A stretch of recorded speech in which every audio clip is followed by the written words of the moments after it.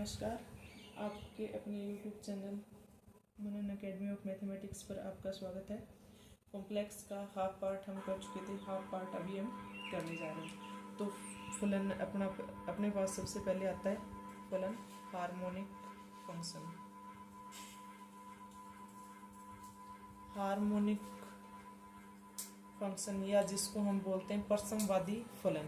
तो परसमवादी फलन क्या होता है कि कोई भी फंक्शन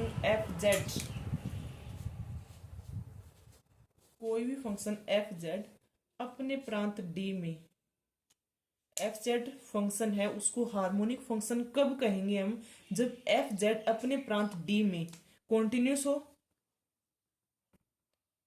यस ना। तो दूसरा उसके दो कोटि के पार्शियल डेरिवेटिव, प्रथम दो कोटि के जो पार्शियल डेरिवेटिव हैं वो भी क्या होने चाहिए, कॉन्टिन्यूस होना चाहिए। जो फंक्शन खुद कॉन्टिन्यूस होना चाहिए, उसके दो कोटि के पार्शियल डेरिवेटिव कॉन्टिन्यूस होंगे, और दूसरा कि वो लाप्लास इक्वेशन को सेटिस्फाई करते हैं। वो अपने पास क्या होती है, del square u upon del x square plus del square u upon del y square is equal to क्या हो, जीरो। अगर ये कंडीशन फॉलो करता है कोई भी फंक्शन तो उसको हम क्या कहते हैं, हार्मोनिक फंक्शन कहते हैं। क्लियर, ये तो थी हार्मोनिक फंक्शन की डेफिनेशन। एग्जांपल देखते हैं, इसका एग्जांपल क्या होगा कि एफ जेड को यू फंक्शन दे रखा है हमें x cube minus 3x y square. तो हम क्या निकालेंगे, इसका पार्शियल डेरिवेटिव निकालेंगे। First partial derivative with respect to x क्या आएगा, 3x square minus 3y square. Second derivative निकालेंगे तो क्या आएगा, del square u upon del x square is equal to 6x। ये जीरो हो जाएगा क्योंकि विद रिस्पेक्ट टू एक्स कर रहे हैं। फिर y के विद रिस्पेक्ट निकालेंगे तो क्या आएगा, del square u upon del y square क्या आ जाएगा, इसका जीरो हो जाएगा, ये अपने पास आ जाएगा माइनस 6xy। सेकेंड डेरिवेटिव निकालेंगे तो क्या होगा, माइनस 6y। जब इन दोनों को प्लस करेंगे, sorry with respect to y कर रहे हैं तो x आएगा ये, जब इन दोनों को प्लस करेंगे अपने पास लाप्लास इक्वेशन क्या होती है, curly del square u upon del x square plus del square u upon del y square is equal to, अगर जीरो होता है तो क्या होता है, लाप्लास को सेटिस्फाई होती है लाप्लास इक्वेशन। तो यही अपने पास क्या आ रहा है, इसका second derivative with respect to x और with respect to y second derivative, दोनों को जब प्लस करेंगे तो वैल्यू क्या आएगी, जीरो आएगी। तो इसका मतलब यू जो फंक्शन है वो लाप्लास को सेटिस्फाई कर रहा है। दूसरा अपने पास क्या था कि इसके प्रथम दो कोटि के जो अवकलज है पार्शियल डेरिवेटिव वो कॉन्टिन्यूस होने चाहिए। तो ये क्या अपने पास एक पोलिनोमियल फंक्शन है। तो पोलिनोमियल फंक्शन हमेशा हमें पता है क्या होता है, कॉन्टिन्यूस होता है। तो इसका मतलब यू है वो क्या है, हार्मोनिक फंक्शन है। क्लियर है, ये अपने पास हार्मोनिक फंक्शन था। अब ये लाप्लास इक्वेशन जो है ना, वो जो सीआर इक्वेशन अपन ने की थी वहीं से बन के आती है। जो सीआर इक्वेशन की थी अपन ने क्या की थी कि del u upon del x किसके इक्वल होता है, del v upon del y के इक्वल होता है। दूसरी इसमें क्या होती है, del u upon del y minus of del v upon del x. तो हमें क्या करना है, इसको with respect to x differentiate करना है, इसको with respect to y differentiate करना है। तो with respect to x partial derivative जब इसका करेंगे तो ये क्या हो जाएगा, del square u upon del x square is equal to del square v upon del x del y हो जाएगा। जब इसको विद रिस्पेक्ट टू वाई, इसको विद रिस्पेक्ट टू वाई करना है और इसको क्या करना है, विद रिस्पेक्ट टू एक्स करना है, डेरिवेटिव पार्शियल डेरिवेटिव करना है। इसको विद रिस्पेक्ट टू वाई किया तो ये क्या बन गया, del square u upon del y square is equal to ये क्या बनेगा, minus del square v upon del x और डेल वाई। इन दोनों को प्लस करेंगे, दो इक्वेशन बन गई अपने पास, दोनों को क्या करेंगे, प्लस करेंगे। तो लेफ्ट साइड क्या बनेगी, del square u upon del x square plus del square u upon del y square is equal to, जब राइट साइड में प्लस करेंगे तो क्या आ जाएगा, ये प्लस का ये माइनस का सेम क्वांटिटी है तो वैल्यू क्या आ गई, जीरो। तो ये अपने पास क्या होगी, लाप्लास इक्वेशन होगी। तो किसी ये सीआर इक्वेशन से ही बनेगी। क्लियर है, तो ये अपने पास हार्मोनिक फंक्शन की कंडीशन थी कि हार्मोनिक फंक्शन क्या होता है। अब कोई भी फंक्शन एफ जेड है, जो किसके इक्वल है, u एक्स वाई का फलन है प्लस आयोटा v किसका है, एक्स वाई का, एफ जेड किसके इक्वल है, इसके इक्वल है। अगर ये एनालिटिक है, इसके प्रथम दो कोटि के आंशिक अवकलन पार्शियल डेरिवेटिव उस प्रांत डी में भी स्थित है, तो u और v दोनों क्या है, हार्मोनिक फंक्शन होंगे। क्लियर है? क्या बताया मैंने कि एफ जेड कोई एनालिटिक फंक्शन है और इसके प्रथम दो कोटि के जो अवकलज निकालेंगे, हम डेरिवेटिव निकालेंगे, वो दोनों कॉन्टिन्यूअस हैं, तो u और v दोनों क्या होंगे, हार्मोनिक होंगे। क्लियर है? ये एक डायरेक्ट रिजल्ट है अपने पास। दूसरा नेक्स्ट आता है अपने पास कॉन्जुगेट हार्मोनिक फंक्शन, संयुग्मी परसमवादी फलन। वो क्या होता है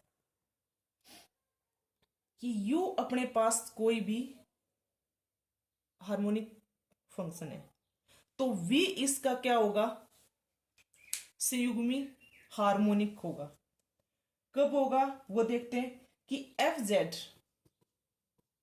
u प्लस आइटा वी की फॉर्म में होता है अपने पास। ये क्या है, एक एनालिटिक फंक्शन है, यानी कि विश्लेषिक, जो हम कल कर चुके हैं, विश्लेषिक फलन है। F z u plus iota v क्या, एक विश्लेषिक फलन है। तो u और v इस प्रांत में, इसके प्रांत d में u और v दोनों क्या होंगे, संयुग्मी होंगे एक दूसरे के,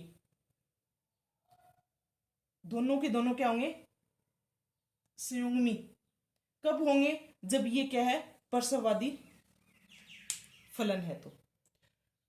तो क्या हुआ कि एफ जेड कोई अपने पास u प्लस आइटा बी की फॉर्म में कोई फंक्शन है जो एनालिटिक है, तो उस प्रांत में अगर u और v दोनों परसमवादी फलन है, हार्मोनिक फंक्शन है, तो u और v एक दूसरे के क्या होंगे, कंजुगेट होंगे। अब अपने पास क्वेश्चन कैसे आता है एग्जाम में कि हमें एक फंक्शन गिवन होगा, या तो u देगा या v देगा, और हमें या तो एफ जेड एनालिटिक फंक्शन निकालना है, या तो u गिवन होगा या v गिवन होगा। अब हमें क्या करना है, या तो वो कहेगा कि अगर u गिवन है तो v फाइंड आउट करना है, या क्या पूछ सकता है, एफ जेड निकालना है हमें। एफ जेड क्या होता है, u प्लस आइटा v, तो हमें निकालना तो दोनों कंडीशन में क्या है, v निकालना है। तो इसके लिए हमें, हमारे पास दो मेथड हैं कि अगर कोई भी फंक्शन एक दे रखा है और उसका दूसरा संयुग्मी निकालना है, कॉन्जुगेट हार्मोनिक फंक्शन निकालना है, तो उसके लिए अपने पास दो मेथड होते हैं। एक तो हम क्या यूज करेंगे, जो सीआर इक्वेशन की थी उसको यूज करके करेंगे। तो फर्स्ट मेथड क्या है अपने पास कि कोई भी फंक्शन अगर u दे रखा है, हमें v निकालना है, ठीक है, तो हम d v is equal to क्या होगा अपने पास, अगर मैं इसका पार्शियल डेरिवेटिव में लिखूं कि v है वो एक्स वाई का फंक्शन है, तो dv को मैं किसके इक्वल लिखूंगी, del v upon del x into d x plus del v upon del y into d y. dv को मैं ये लिख सकती हूँ, सबको पता है, इस टाइप से हम लिख सकते हैं। अगर v किसका है, एक्स वाई का फंक्शन है, और पता है हमें कि u और v दोनों किसके फंक्शन है, एक्स वाई के फंक्शन है, तो मैंने ये लिख लिया इसको। बट हमारे पास v तो निकालना है, हमें v तो है ही नहीं, तो v नहीं है तो u तो है, बट इस इक्वेशन में अपने पास u नहीं है कहीं भी, तो इसको हम u में कन्वर्ट कर लेंगे, किससे, सीआर इक्वेशन की हेल्प से। सीआर इक्वेशन क्या होती है अपने पास कि del u upon del x is equal to क्या होता है, del v upon del y, और del u upon del y is equal to क्या होता है, minus del v upon del x। तो ये दोनों इसमें यूज करेंगे, तो dv क्या बन जाएगा अपना, del v upon del x, इसकी जगह क्या पुट कर सकते हैं हम, minus of del u upon del y into d x plus del v upon del y, इसकी जगह क्या यूज कर सकते हैं, del u upon del x। Clear है? तो अब अपने पास दोनों फंक्शन आ गए, u में आ गए, ये u तो है, u के दोनों पार्शियल डेरिवेटिव हम निकाल सकते हैं। पार्शियल डेरिवेटिव निकालेंगे, वैल्यू पुट करेंगे, इंटीग्रेट कर देंगे, तो अपने पास क्या आ जाएगा, ये v है, जब इसको इंटीग्रेट करेंगे तो वैल्यू किसकी आएगी, v की वैल्यू आ जाएगी अपने पास। क्लियर है? समझ आ गया होगा। तो ये तो सीआर इक्वेशन को यूज करके v की वैल्यू निकालने का मेथड था। जो देखते हैं एग्जांपल लेते हैं इस पे, कोई भी अपने पास u दे रखा है function, u is equal to दे रखा है 2x इंटू 1 माइनस वाई, ये फंक्शन दे रखा है, हमें क्या निकालना है, v फाइंड आउट करना है। तो किसकी जरूरत पड़ेगी हमें? सबसे पहले हमें क्या लेना है कि dv is equal to minus, अभी जो रिजल्ट लिखा था वही लिख रही हूं मैं, dx plus del u upon del x dy, यही था। तो हमें किसकी रिक्वायरमेंट है? u को with respect to y differentiate करना है, u को with respect to x differentiate करना है। तो क्या आ जाएगा? Del u upon del x किसके इक्वल होगा? 2 इंटू 1 माइनस वाई के इक्वल होगा। और del u upon del y निकालेंगे तो क्या आ जाएगा? ये अंदर मल्टीप्लाई हो गए 2x माइनस 2xy, तो 2x तो जीरो हो जाएगा, माइनस के 2xy होगा तो उसका क्या हो जाएगा? 2x। तो ये अपने पास दोनों डेरिवेटिव यहाँ पे वैल्यू पुट करेंगे तो बन जाएगा dv is equal to del u upon del y की वैल्यू क्या अपने पास? माइनस 2x, माइनस पहले से है प्लस हो जाएगा 2x dx plus del u upon del x की वैल्यू क्या है? 2 into 1 minus y d y. Integrate कर देंगे दोनों साइड तो इसकी वैल्यू, तो ये तो क्या आ गया? v आ गया। यहाँ पे एक्स स्क्र बाई 2 होगा, जिस 2 से 2 कैंसिल हो जाएगा, एक्स स्क्र लिख सकती हूँ मैं, प्लस इस पे भी क्या लग जाएगा? या तो इस पे डायरेक्ट हम पावर फार्मूला लगा सकते हैं या फिर इसको अलग अलग ओपन करके भी कर सकते हैं। 2 माइनस 2y बनेगा, तो 2 माइनस 2y, तो 2 का 2y माइनस 2y का क्या हो जाएगा? 2 माइनस 2y स्क्र बाय 2, जिसको हम डायरेक्ट y स्क्र लिख सकते हैं। तो ये अपने पास क्या आ गया? v आ गया। u दे रखा था, हमने क्या निकाल लिया? v निकाल लिया। एक तो मेथड ये है। दूसरा क्या है? मिलन थॉमसन मेथड है। उसमें हमें क्या करना है? मिलन थॉमसन मेथड में हम क्या करते हैं? फंक्शन एफ जेड बनाते हैं। अगर अपने पास एफ जेड पूछा है उसने, अगर वी पूछा है तब तो डायरेक्ट हम एक उससे भी करेंगे, बाय ऑप्शन भी कर सकते हैं डायरेक्ट, और ये मेथड जो अभी करवाया मैंने वो भी आप अप्लाई कर सकते हैं। अगर उसने एफ जेड फंक्शन पूछ लिया डायरेक्ट, तो उसके लिए मिलन थॉमसन बेस्ट रहता है कि एफ जेड किसके इक्वल होता है? F z is equal to होता है integration of five 1 z 0 minus iota five 2 z 0 d z plus में इंटीग्रेटिंग कांस्टेंट सी। अब ये क्या है? 5 1 और 5 2 वो क्या होता है? कोई भी फंक्शन जो हमें गिवन है उसका फर्स्ट डेरिवेटिव, यानी कि u अपॉन, अगर u गिवन है तो del u upon del x किसके इक्वल होगा? 5 1 एक्स वाई के इक्वल लेंगे। D u upon del y जो लेंगे वो किसके लेंगे? 5 2 एक्स वाई के इक्वल लेंगे। बट हमारे पास तो z और 0 है, तो हम यहाँ पे क्या कर देंगे? x को z पुट कर देंगे और y को क्या पुट कर देंगे? 0। तो जो भी फंक्शन हमें u गिवन है, हमें क्या करना है? उसका फर्स्ट डेरिवेटिव निकालना है with respect to x, second with respect to y first derivative निकालेंगे। फर्स्ट है x के विद रिस्पेक्ट है वो 5 1 एक्स वाई के इक्वल होगा, जो y के विद रिस्पेक्ट टू है वो किसके इक्वल होगा? 5 2 एक्स वाई के इक्वल होगा। x को z पुट करना है, उसमें y को 0 पुट करना है और उसको क्या करना है? इंटीग्रेट कर देना। हमारे पास क्या आ जाएगा? आंसर आ जाएगा। जैसे कोई भी फंक्शन हमें u गिवन है, u दे रखा है, u एक्स वाई में क्या दे रखा है? X cube minus 3 x y square plus 3 x square minus 3 y square plus 1। अब हमें क्या निकालना है? एफ जेड निकालना है। एफ जेड निकालना है तो ये जरूरत पड़ेगी हमें इनकी। तो सबसे पहले क्या जरूरत पड़ा? एक्स की। तो एक्स की विद रिस्पेक्ट टू इसको डिफ्रेंशिएट करेंगे तो क्या आएगा? 3 एक्स स्क्र माइनस 3 एक्स का 1 वाई स्क्र आ जाएगा प्लस 6 एक्स, इसका 0 और इसका भी 0। विद रिस्पेक्ट टू वाई करेंगे तो क्या आएगा? 0 हो जाएगा, माइनस का 6 एक्स वाई, ये 0 हो जाएगा, माइनस 6 वाई 1 भी क्या हो जाएगा? 0 हो जाएगा। अब हमें तो वैल्यू क्या चाहिए? ये तो फंक्शन क्या है? 5 1 एक्स वाई के इक्वल है और ये क्या है? 5 2 एक्स वाई के इक्वल है। अब हमें z और 0 में चाहिए तो हमें एफ जेड क्या मिलेगा? एफ जेड बनाते हैं। एफ जेड क्या मिलेगा? इसमें x को क्या पुट करना है? z पुट करना है। y को क्या पुट करना है? 0 पुट करना है। तो x को z पुट करेंगे तो ये बन जाएगा 3 जेड स्क्र माइनस y को 0 पुट किया तो क्या हो जाएगा? y 0 plus 6z, first term आ गई अपने पास, फर्स्ट आ गया, माइनस आयोटा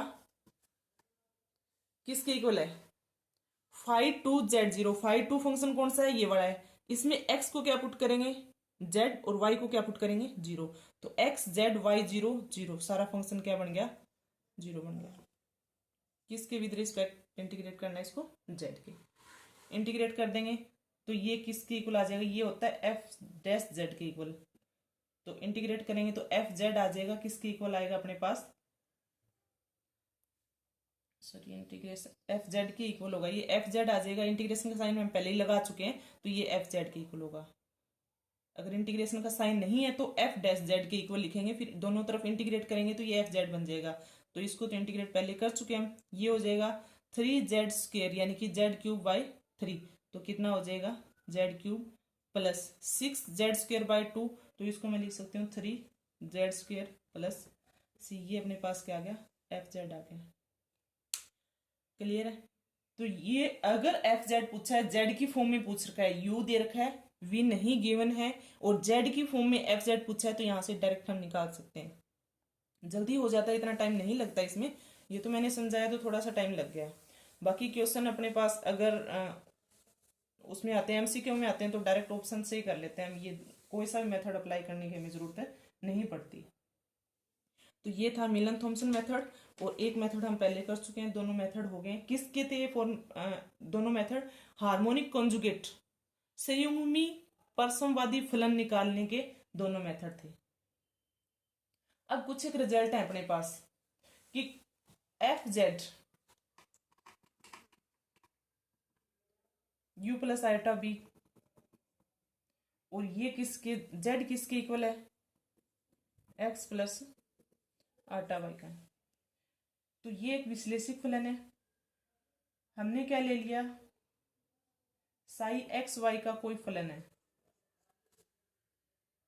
जिसके जो दो कोटि के अवकलज है ना, वो दोनों के दोनों क्या है, विद्यमान है। यानी कि इसका हम डेल स्क्वायर साई भी निकाल सकते हैं, del square del x square और del square psi upon del y square, ये दोनों निकाल सकते हैं, दोनों के दोनों क्या है, विद्यमान है। तो इसके लिए रिजल्ट क्या होता है, फर्स्ट रिजल्ट है अपना कि del psi upon del x का होल स्क्वायर करें plus del psi upon del y का होल स्क्वायर करें।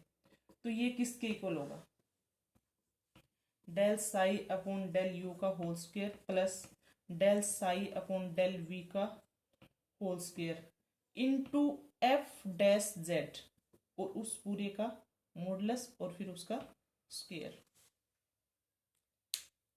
किसके इक्वल होगा ये, del psi upon del x का whole square del psi upon del y का whole square is equal to del psi upon del u का square plus del psi upon del v का square into f dash z का पूरे का whole square, इसके equal होगा। दूसरा result क्या अपने पास कि del square psi upon del x square है, del square psi upon del y square है, तो वो किसके इक्वल होगा, del square psi upon del u square plus del square psi upon del v square into f dash z whole square. अगर यहाँ पे पूरे का स्क्वायर है तो ये पूरे के स्क्वायर के इक्वल होगा इस टाइप से। अगर सेकंड डेरिवेटिव है इसका तो ये सेकंड डेरिवेटिव में u और v की फॉर्म में होगा। तो ये अपने पास रिजल्ट थे, एक दो रिजल्ट और आप उनको देख सकते हैं अगर आपके पास कोई बुक है तो इस टाइप से हम हार्मोनिक फंक्शन को कंप्लीट करते हैं। तो हार्मोनिक फंक्शन में सेकंड ग्रेड में किस टाइप का क्वेश्चन आता है, हमें u गिवन होगा और v पूछ लेता है कि v क्या होगा। तो क्लियर है, इस टाइप से हमारे पास क्या होंगे, क्वेश्चन होंगे।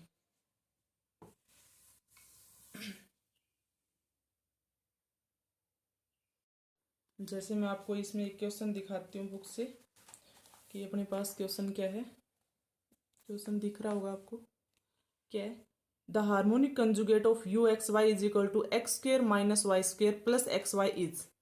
तो ये u गिवन है और ये v की वैल्यू है चारों, इनमें से हमें बताना है कि इस जो u गिवन है इसका हार्मोनिक कंजुगेट कौन सा है, संयुग्मी परसमवादी फलन कौन सा है। तो हमें साफ साफ यहां से ऑप्शन से ही मिल जाएगा। कैसे, जब हम u और हार्मोनिक कॉन्जुगेट जो होगा उसमें ये होता है कि फंक्शन क्या होगा, एनालिटिक होगा। एनालिटिक है तो इसका मतलब सी आर को सेटिस्फाई करेगा। सी आर को सेटिस्फाई करेगा तो हम यहां से इसके पार्शियल डेरिवेटिव निकाल के देख सकते हैं। जैसे यू फलन गिवन है अपने पास, क्या है, u x y is equal to दे रखा है x square minus y square plus x y. हमें ये पता है कि ये फंक्शन अगर इसका संयुग्मी पूछा है, संयुग्मी है इसका, तो ये फंक्शन क्या है, एनालिटिक है। एनालिटिक है तो सी आर इक्वेशन को सेटिस्फाई करेगा। सी आर इक्वेशन सिर्फ एक ही ले लेते हैं हम, किसके इक्वल होता है, करली वी अपॉन करली वाई के इक्वल होता है। तो यू एक्स वाई, इसको विद रिस्पेक्ट टू क्या करेंगे, एक्स के विद रिस्पेक्ट डिफ्रेंशिएट करेंगे। इसको विद रिस्पेक्ट टू एक्स किया तो ये क्या है अपने पास, 2x, वाई का 0 हो जाएगा और प्लस में क्या आ गया, एक्स का 1 तो वाई। तो अपने पास अब ऐसा इन चारों में से कौन सा फंक्शन ऐसा है जिसको विद रिस्पेक्ट टू वाई, क्योंकि x और यहां पे y, ये v है चारों, तो इस v को विद रिस्पेक्ट टू y करें तो ये आना चाहिए। तो जब फर्स्ट को करेंगे तो क्या आएगा, विद रिस्पेक्ट टू y, मैं डायरेक्ट बता रही हूं यहां से, तो क्या बन जाएगा अपने पास, -2y बनेगा और माइनस का x बनेगा। तो फर्स्ट तो क्या आ रहा है ऑप्शन से मैंने किया, तो -2y माइनस एक्स कैंसिल हो गया क्योंकि सेम नहीं है। दूसरे को जब डिफ्रेंशिएट किया मैंने तो ये क्या बना, x square plus y square, यानी कि विद रिस्पेक्ट टू वाई करना है तो प्लस का 2y आएगा, 2y आते 2x है अपने पास तो फिर कैंसिल हो गया, करने की जरूरत नहीं है। नेक्स्ट थर्ड है 2xy, इसको करेंगे विद रिस्पेक्ट टू y तो 2x आएगा, y का 1 हो गया प्लस 1/2, y का करेंगे तो 2y, x का क्या हो जाएगा 0, 2 से 2 कैंसिल हो गया, 2x प्लस क्या आ गया y, तो ये दोनों इक्वल हो गए, तो इसका मतलब आंसर क्या हो गया, ये हो गया।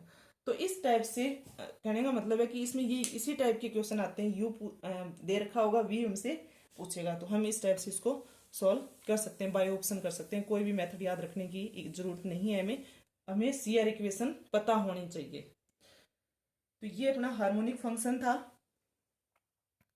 अब इसके बाद एक रहता है कॉन्फॉर्मल मैपिंग का। कॉन्फॉर्मल मैपिंग में क्या होता है, जिसको हिंदी में अपन बोलते हैं अनुकोण प्रतिचित्रण। अनुकोण प्रतिचित्रण क्या होता है कि अपने पास जब फंक्शन होता है w is equal to f z, simple अगर फंक्शन लेते हैं तो क्या होता है अपने पास y is equal to f x होता है। अब ये भी तो फलन क्या है, u प्लस आइटा v है, ये किसका है, x, z किसका है, x प्लस आइटा y का है। तो इसमें एक ही तो ग्राफ में अपना काम चलना नहीं है, तो ग्राफ किसने बनेंगे उसमें, एक में u और v होगा, दूसरे में x y होगा, दो प्लेन लेने पड़ेंगे हमें। तो जब हम z को रिप्रेजेंट करते हैं उसके कॉरस्पॉन्डिंग ये z प्लेन बनेगा और ये w प्लेन बनेगा, तो उसके कॉरस्पॉन्डिंग हमें किसकी वैल्यू मिलती है, w प्लेन में रिप्रेजेंट करना पड़ता है। तो यहां पे हम कर रहे थे अनुकोण प्रतिचित्रण, क्या होगा जब w is equal to f z, किसी प्रांत d में क्या होगा, कॉन्फॉर्मल मैपिंग कहलाता है। कब, जब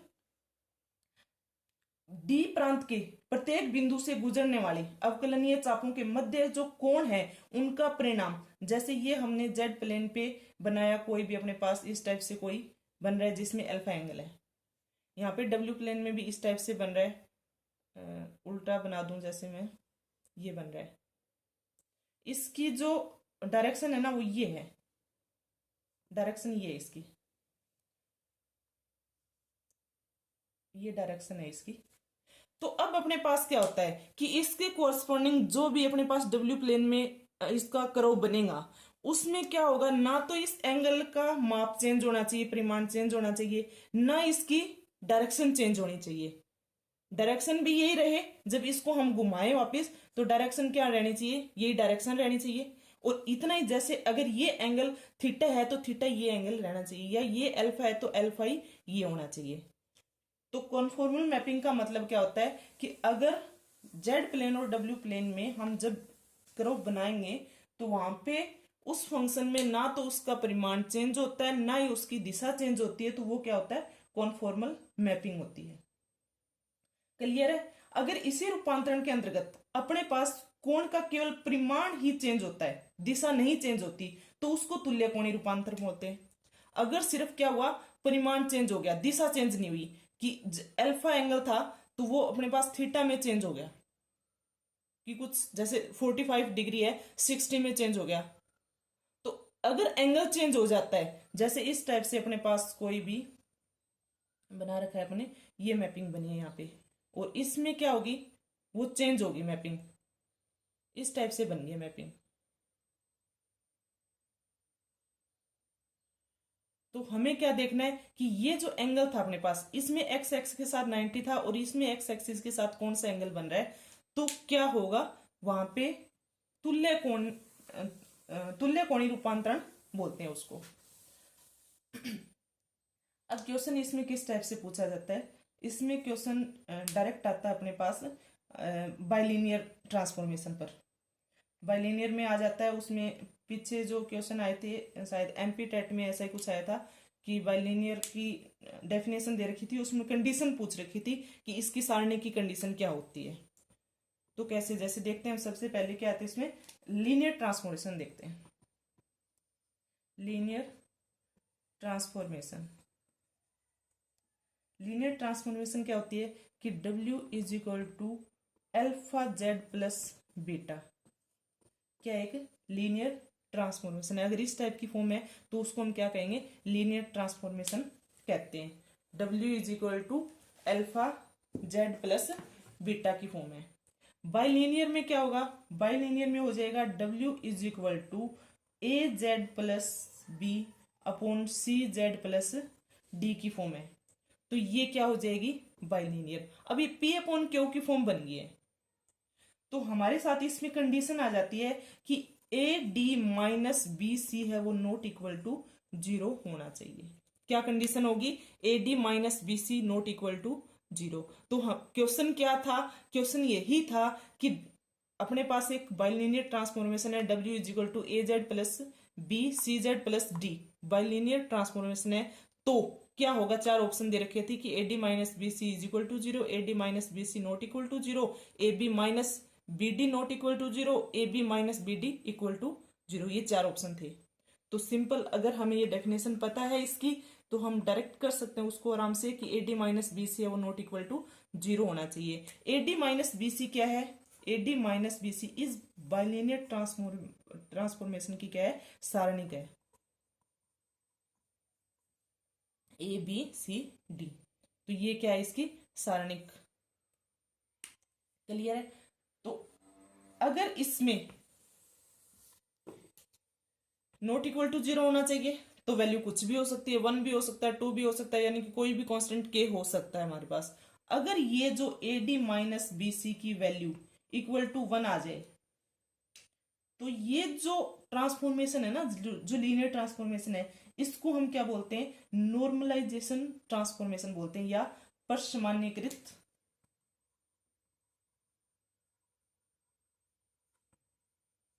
परसामान्यीकृत रूपांतरण बोलते हैं। क्लियर है। लीनियर ट्रांसफॉर्मेशन है, इसका जो सबसे पहले इसको वो किया था, वो थे अपने गणितज्ञ, कौन थे, मोबियस। तो उनके नाम पे इसको मोबियस रूपांतरण भी बोलते हैं। तो क्लियर है, ये अपने पास क्या थी, लीनियर और बाइलिनियर ट्रांसफॉर्मेशन थी। अब क्या आता है, क्रॉस रेशो। क्रॉस रेशो में क्या होता है कि W is equal to a z plus b c z plus d, एक कोई रेखिक रूपांतरण है।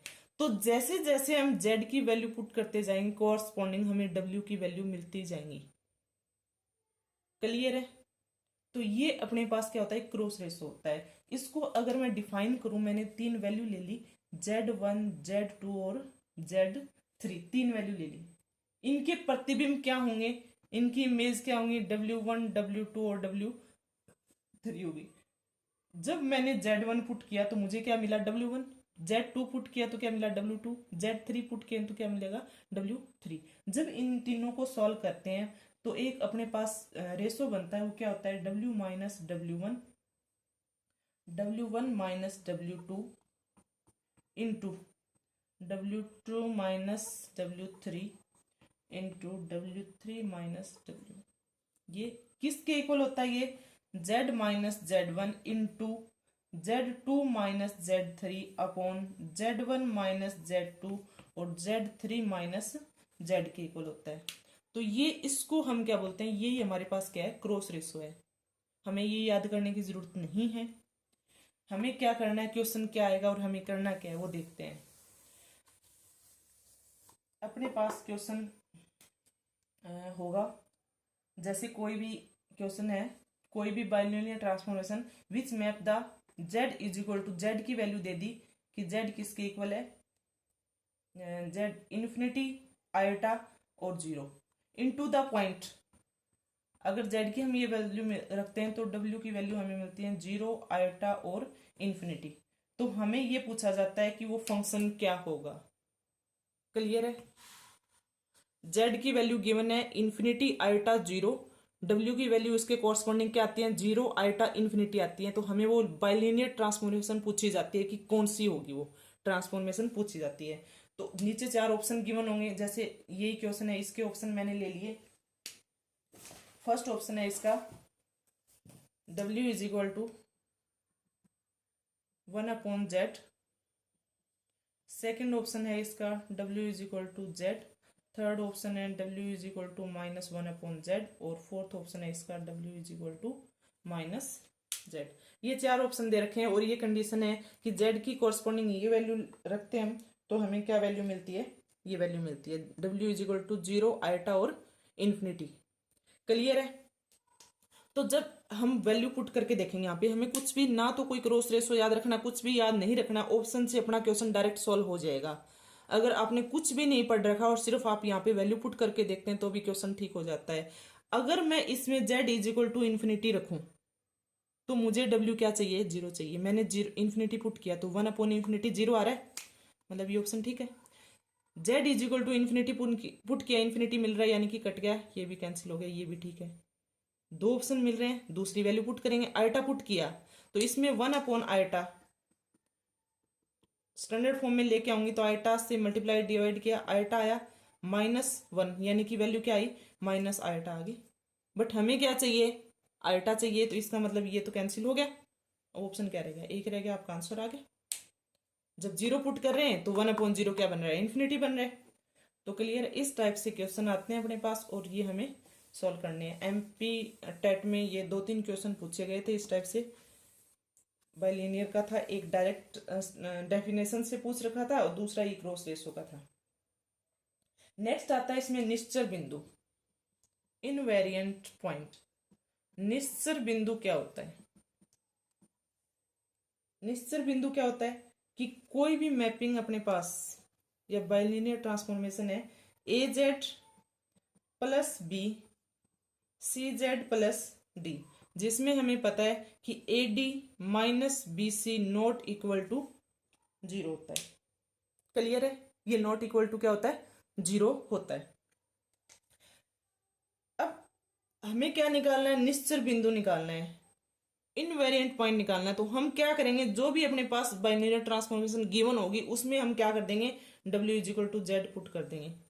जब यहाँ पे z पुट करेंगे तो z is equal to AZ plus b CZ plus d, cross multiply कर देंगे और z के लिए जो इक्वेशन आएगी, यहाँ से क्या है अपने पास क्वाड्रेटिक इक्वेशन बनेगी, द्विघात समीकरण, उसको द्विघात समीकरण को सॉल्व कर लेंगे तो z की वैल्यू आएंगी, वो क्या होंगे हमारे पास, निश्चर बिंदु होंगे।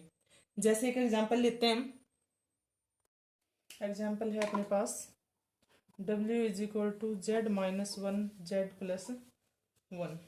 हमें इसका निश्चर बिंदु निकालना है, इनवेरिएंट पॉइंट निकालना है। तो हमें क्या करना है कि w is equal to z put करना है। तो z इज इक्वल टू क्या गया, z -1 और z प्लस 1, क्रॉस मल्टीप्लाई करेंगे तो क्या इक्वेशन बन जाएगी, z square plus z is equal to z -1, z से z कैंसिल हो जाएगा, z square is equal to क्या आ गया -1, z इज इक्वल टू क्या आ गया प्लस माइनस आइटा, अंडररूट करेंगे -1 का क्या होता है आइटा और प्लस माइनस आइटा आ जाएगा। तो ये इसके क्या हो गए, निश्चर बिंदु हो गए, इनवेरिएंट पॉइंट हो गए। तो क्लियर है, ये अपने पास क्या था, इसका निश्चर बिंदु निकालने का मेथड था कि क्या करना है, हमें w is equal to z put करना है। तो ये अपने सेकंड ग्रेड में, लास्ट सेकंड ग्रेड में पूछा गया क्वेश्चन है, इस टाइप से क्वेश्चन पूछा गया था कि इनवेरिएंट पॉइंट क्या होगा इसका। तो ये अपना कॉम्प्लेक्स का टॉपिक था जो हम कंप्लीट कर चुके हैं। एक पहली वीडियो किया है, दूसरा वीडियो आज हमने कर लिया कंप्लीट इसमें। तो ये कॉम्प्लेक्स कंप्लीट होता है हमारा यहीं पे।